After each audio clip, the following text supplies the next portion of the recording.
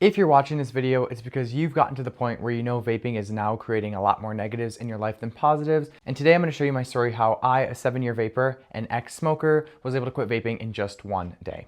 Before we get started with today's video, my name is Andrew Cipriano. I'm the creator of the #1 podcast in the world for quitting vaping, the Quit Vaping Podcast, and I'm a coach who helps people learn how to manage their relationship with nicotine. So this is what I do for a living now, but it wasn't always this way. So whether you want to quit vaping or just learn how to have a healthier relationship with nicotine, please click the subscribe button and also check out the Quit Vaping Podcast. So I want to tell you about my backstory, and then I'll tell you how I was able to quit vaping in just one day with the information you're going to learn in today's video.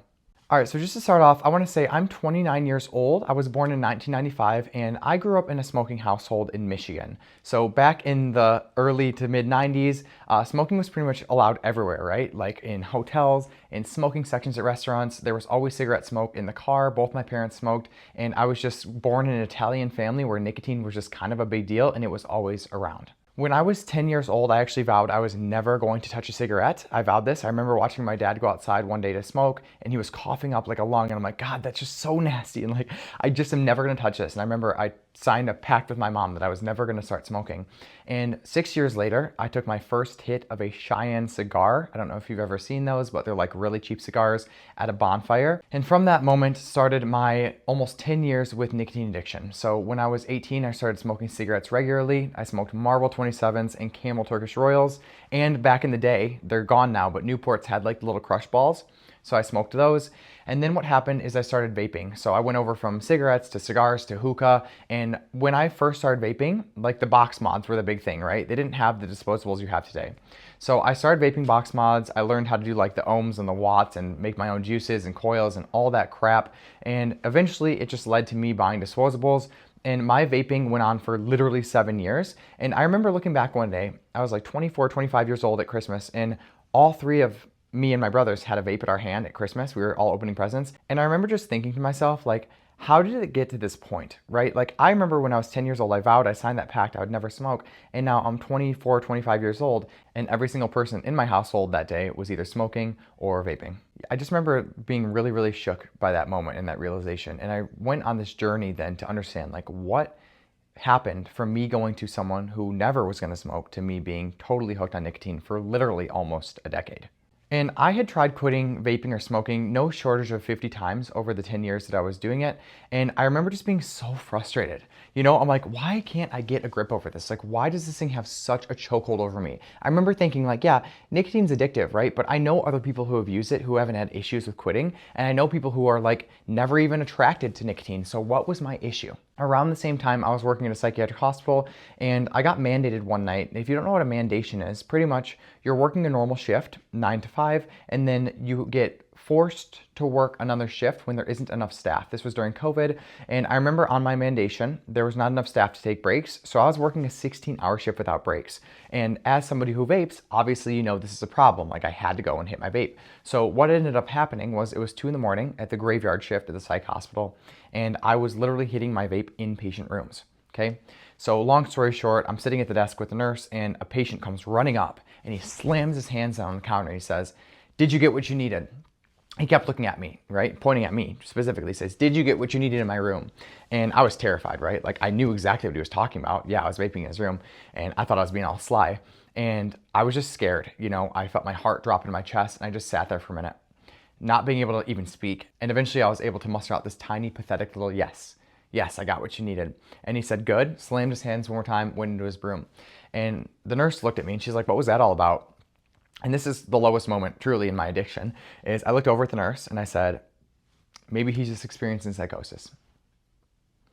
So that day, I literally lied to protect my addiction, and I put someone that I was there to help into a position where they looked mentally ill because of my addiction that I lied about. I remember going out in my car that day after the shift, and I just sat down and cried. And I like put my backpack against the window so nobody could see me, and I just cried. And that was the lowest moment I've ever had with nicotine. And I remember thinking in that moment, like, I need to figure this out. Not only is it affecting me, my relationships, but I literally cannot be the person I want in the world and help the people I want to help with this addiction. Long story short, I started studying, and eventually I came to find out that nicotine itself is not the actual issue. I remember having this aha moment. I was listening to a podcast one day from the woman who was doing my life coaching certification, and what she said is, if you're taking action you don't want to be taking, It's because of the way that you're feeling. And in that moment, everything just exploded in my brain, and I finally understood nicotine itself is not the problem. It's only a part of the problem. For the 10 years that I was trying to quit vaping or smoking cigarettes, I always was looking at nicotine, right? I was taking nicotine replacement therapy. I was like buying zero nicotine vapes. I was doing the nicotine lozenges and the gum and the patches. And what I realized, when you focus on nicotine as the problem, you can't actually solve for the whole picture of addiction. So what I came to learn after doing about 3 years of research and studying on this and applying it in my life is that there's 3 addictions. Yes, nicotine's addictive. The chemical addiction is important to understand, but that's not the real problem. That's not the one that keeps you vaping over and over again.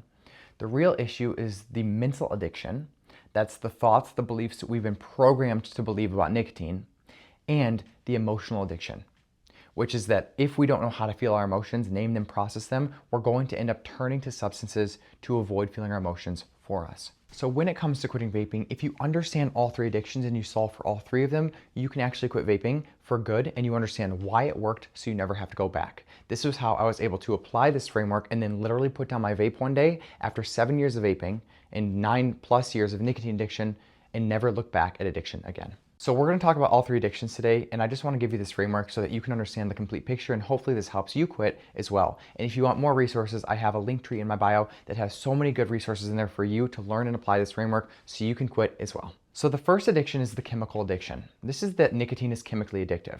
Now the problem with this is that most people only focus on the chemical addiction to nicotine. Yes, this is important. It's important to understand. It's important to learn the timeline, the real physical side effects of quitting vaping, and the real chemical addictive properties of nicotine and how it affects your dopamine. That's important, but that's not the big monster. So when it comes to the chemical addiction, really the main thing you need to do to overcome the chemical side is understand the actual chemical properties of nicotine addiction. The chemical addiction to nicotine only lasts about 10 to 14 days max, and it's usually less than that for people, depending on how much exercise you're doing, how much water you drink, etc. So understanding the chemical addiction is important. If you want, I have another video on the nicotine timeline that goes into depth of the actual chemical symptoms, but this video isn't really about the chemical addiction because that's not what's keeping you hooked to nicotine. Now the second addiction I call the mental addiction, and what you have to understand, and what I didn't understand when I made that vow when I was 10 years old, is that we are actually programmed to desire nicotine. Okay? Nicotine is not a naturally desirable substance for human beings. The reason why so many people have so much problems quitting vaping, or why they start in the first place, is because they've been programmed, typically from a very young age, to desire nicotine. If you look at my family, it makes a lot of sense looking back now that I was programmed, maybe not verbally, but with all the cues I was being given as a child, that nicotine is good. It's desirable. We couldn't go on vacation without a smoking room. We couldn't go to dinner without a smoking section in a restaurant. Every single time I watched my parents light up a cigarette, buy cigarettes, talk about it, get something out of the Marlboro magazine, I was being programmed over and over again to see nicotine as desirable and something I had to have in my life, and if I didn't have it, I'd be missing out. So really, although I made the vow with my conscious thinking brain that I would never smoke cigarettes or start using nicotine, it didn't matter because before I could even talk or walk, I had been programmed by my parents to desire nicotine. Now you know this is true, right? Because if you look at somebody who doesn't smoke or vape, typically their family doesn't either. The reason why addiction runs in families truly is because the thought patterns that we've been raised with our families carry on to us. Does that make sense to you? So much of the reason why you can't quit vaping is because you have all this garbage, all this clutter programming about vaping that's typically subconscious, we're not even aware of it, that's been programmed into us year after year, day after day, cigarette after cigarette, vape hit after vape hit. And I just want to make a note that this programming can come from anywhere. It doesn't have to just be from your parents. It can come from your friends, your other family, like ads you see on TV or the news. Like this programming, this subconscious programming literally has been programmed into you from your society, government, family, etc. So if you want to overcome the mental addiction, you have to start learning how to think thoughts and beliefs on purpose. This is a skill set called metacognition. One of the main tools that I teach in my programs and my coaching is how to actually choose what you want to think and believe, because your thoughts and your beliefs create your results. So if you're currently vaping or smoking, you're having trouble quitting, I promise you, it's because you're not managing your thoughts right now and you have a whole bunch of nasty ones that aren't true that are creating addiction. All you have to do is look at the results you have in your life. For example, if you're vaping, it means you're currently thinking and believing thoughts that a vapor has. How do you quit the mental addiction? You stop thinking and believing thoughts on purpose that create nicotine addiction. It really is that simple of a concept, but it's difficult to put it into practice. A lot of the belief systems that we have were so ingrained in us that we have to learn how to repeat it over and over and over again in order to decondition, to deprogram our belief systems. This is the mental addiction. All right, now finally we have the emotional addiction to nicotine, okay? And what I want to say to you is that all addiction, all substance problems without exception are emotional problems at their core. And what that means is that no matter what the substance is and no matter what the reason we're using it, it's always emotional. We want to use a substance to change how we feel emotionally, okay? For example, I vape because I want to feel less anxious. I vape because it helps me deal with stress. I vape because I'm at a party and I want to feel even more elevated, have even more of a better time emotionally. The reason we do anything in our lives, substance or not, is because of the emotion we think that thing will give us. Now, the important thing to understand about this is that the substance itself can't actually create our emotions. Our thoughts, our beliefs create our emotions. Now, the problem when you're vaping and you're giving the credit to the vape for your emotions is that you're actually misplacing the responsibility over what's creating your emotion. So if I can understand that my thoughts, my mental addiction, creates my emotions, my emotional addiction, I can solve for the complete picture of why I'm vaping, and that can be the permanent solution. And if you do it this way, you're not going to jump into another substance problem. A lot of people, when they quit vaping, they go right to eating or drinking, and the reason is because they haven't dealt with the emotional problems underlying the main addiction. So the way that I was able to literally put down my last vape in September of 2021 and never fall back into nicotine addiction again was because I understood that I needed to change the programming I had around vaping. I also understood I needed to learn how to feel my emotions and take responsibility for them without giving credit to them to a substance. And that was really the big monster. Understanding my thoughts and how to manage them and how to manage my emotions that my thoughts are creating allowed me to not need nicotine anymore in my life. It also allowed me to not feel powerless to my cravings because I understood how to process my emotions and cravings without needing any substances. And just like that, in September of 2021, I put down my last vape, I threw it in a water bottle, and I never looked back, and I hadn't used nicotine for 2.5 years. Now, the beautiful thing with this framework is that today I actually do use nicotine sometimes. And I know that might sound radical. It's like, oh, the quit vaping guy is using nicotine. Yes, because my fundamental belief on substances is that they're not good or bad. And you can actually create a healthy relationship with any substance, whether it be caffeine, nicotine, alcohol, porn, etc. You don't need to be completely abstinent from a substance in your life in order to be a respectful person who has control over your life and creates an amazing life for yourself. But the only way that you can get to this level of control, especially with nicotine, because vapes have been designed with nicotine salts to be as addictive as possible, the only way you can manage it really over time and make sure you're never going to fall back into addiction is by learning how to overcome the mental addiction, your thoughts and beliefs about nicotine, and the emotional addiction, learning how to take responsibility for your emotions and process them without needing any substance, whether it's nicotine, etc. So yes, today I use nicotine occasionally, and I'll hit a vape at a party, or I will go and have a cigar at a cigar night, and that's not a big deal, and I'm never gonna fall back into addiction again, and I have no control issues like I used to. It just doesn't have the grip on me that it used to anymore because I've dealt with the mental and the emotional reasons for why I was using substances to begin with. Once we understand the mental, the emotional reasons, we can overcome the 7 to 10 day nicotine withdrawal period. It's slightly uncomfortable because your body is chemically addicted to nicotine, but that you'll see is not the issue once you deal with the root problems under the surface.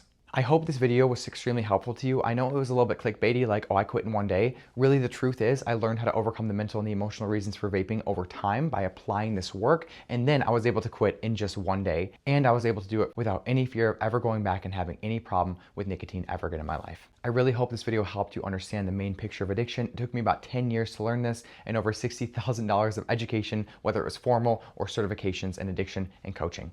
If you want to learn more information, I would love to help you. You can always go to my bio, check out the resources I have for you, or just go check out the Quit Vaping podcast that will take all this to the next level for you. Thanks for watching. I hope it helped. Have a wonderful day.